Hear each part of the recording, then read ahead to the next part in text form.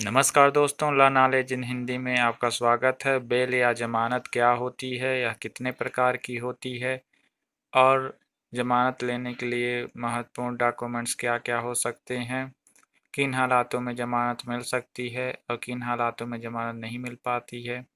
इन सभी बातों को लेकर मैं आज उपस्थित हूँ। दोस्तों, जब किसी भी व्यक्ति को गिरफ्तार किया जाता है, चाहे वह अपराध हो उस व्यक्ति द्वारा किया गया हो या नहीं किया गया हो, क्योंकि किसी भी अपराध के घटित होने में अपराधी का उपस्थित होना जरूरी होता है। लेकिन कभी कभार ऐसी कंडीशन हो जाती है कि जो अपराध अभियुक्त ने किया ही नहीं होता है, उस अपराध के लिए भी एफआईआर दर्ज करा दी जाती है, जो कि झूठी होती है और अभियुक्त को इसकी भनक तक नहीं लगती है। तब पुलिस जाकर के उस अभियुक्त को गिरफ्तार कर लेती है या अभियुक्त को, जिसे दोषी बनाया गया है, उसे पता चल जाता है कि कोई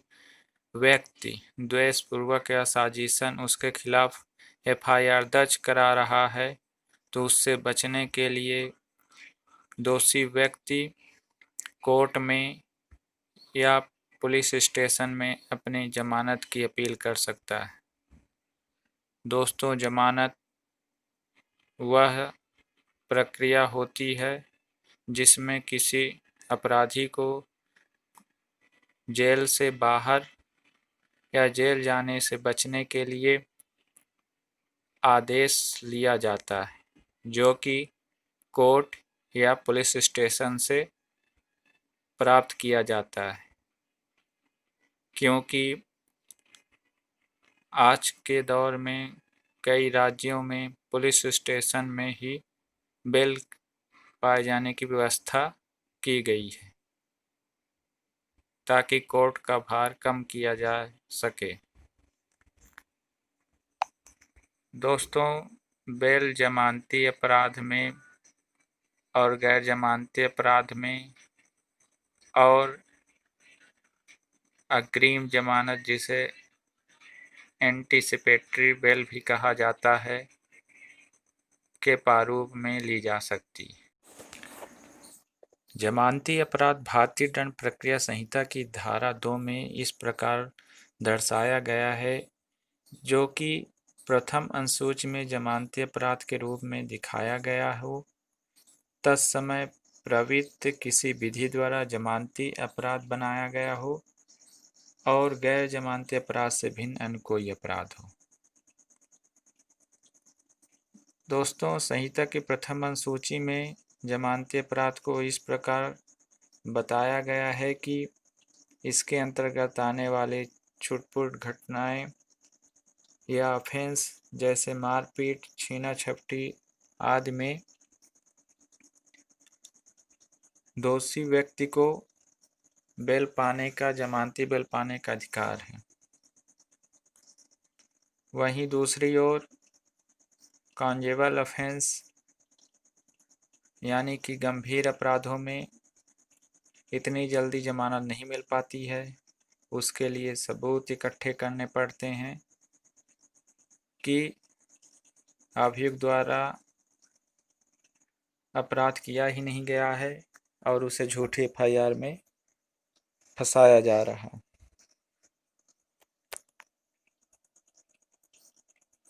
दोस्तों, वैसे गैर जमानती अपराध का भारतीय दंड प्रक्रिया संहिता में परिभाषा नहीं दी गई है, लेकिन इसे हम भारतीय दंड प्रक्रिया संहिता की धारा 2 में निहित जमानती अपराध के अलावा दर्शाए गए अपराधों में, जो कि गंभीर रूप से दर्शाए गए हैं, उन्हें गैर जमानती अपराध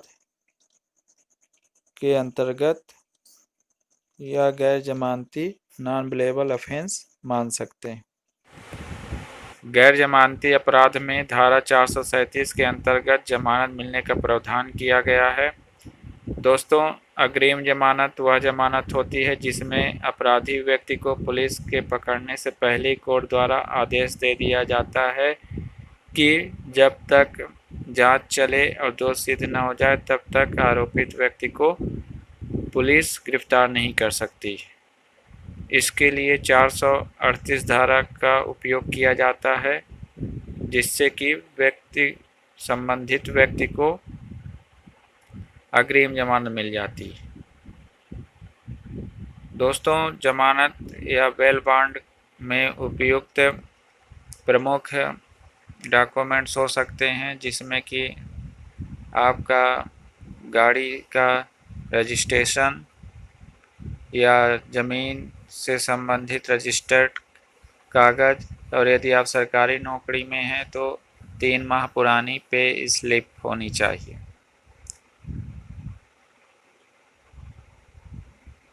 जमानत खुली स्वतंत्रता नहीं देती है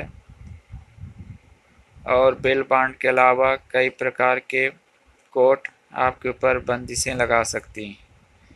जैसे कि आपका किसी एक निश्चित क्षेत्र में रहने के लिए कह दिया जाए, या रोज़ या सप्ताह में एक दिन प्रेजेंट होने के लिए कहा जाए पुलिस मुख्यालय में या संबंधित थाना क्षेत्र में जहां अपराध घटित हुआ हो, और विदेश जाने के में भी रोक लग सकती है। दोस्तों, मुख्य रूप से गंभीर और संगीन अपराधों में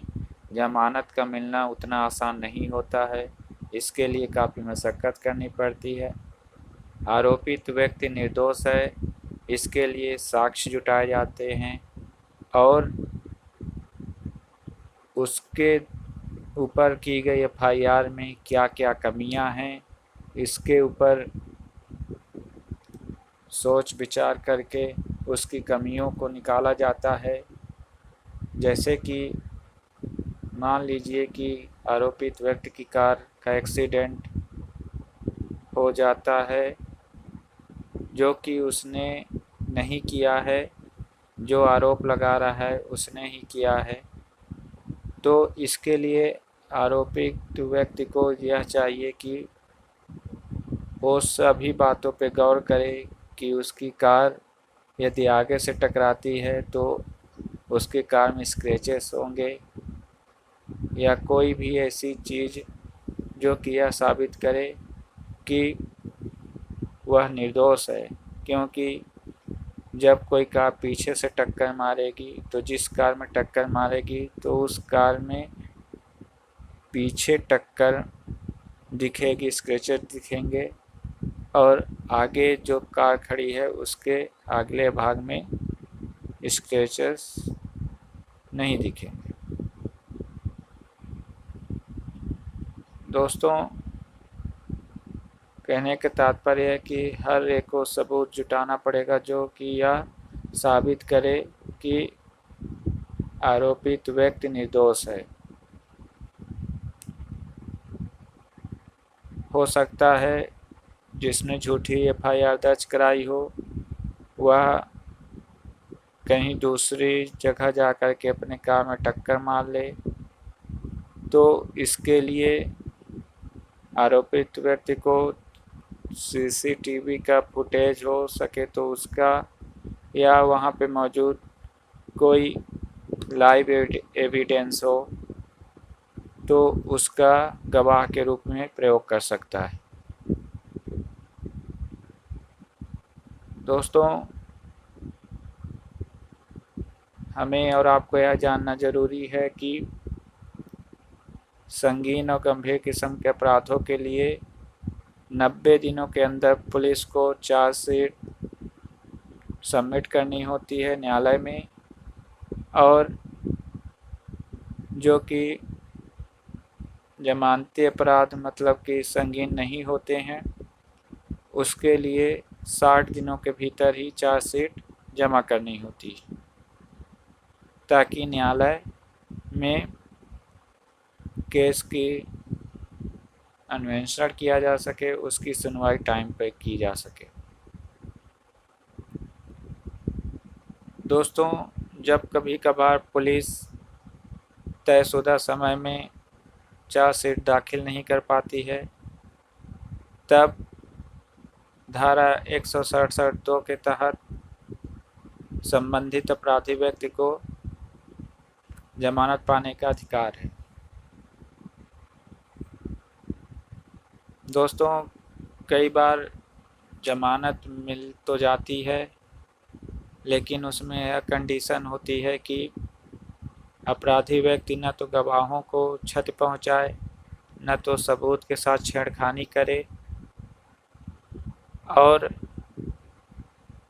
जब कभी जमानत मिलती है तो शिकायतकर्ता को भी इसके बारे में बताया जाता है, और यदि शिकायतकर्ता चाहे तो कैविट के माध्यम से, जो कि एक प्रकार का एप्लीकेशन होता है, अर्जी लगा दे यदि कोर्ट में,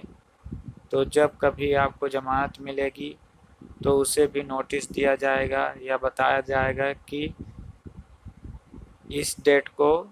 संबंधित अपराधी को जमानत दी जाएगी, तो वह आपकी जमानत रद्द कराने के लिए प्रोपेगेंडा रच सकता है, या तो फिर से आपके खिलाफ शिकायत दर्ज कर सकता है कि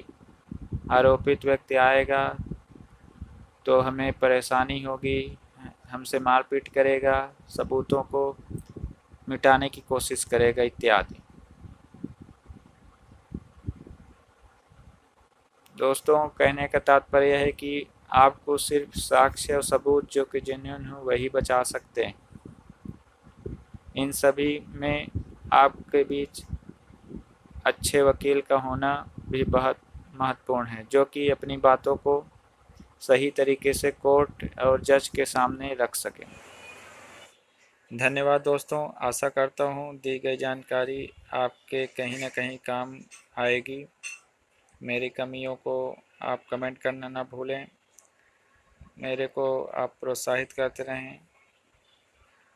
ताकि मैं आपको लॉ से जुड़ी वो सभी जानकारियाँ प्रदान कर सकूं जो आपके जीवन के लिए बहुत ही महत्वपूर्ण साबित हो सकती हैं।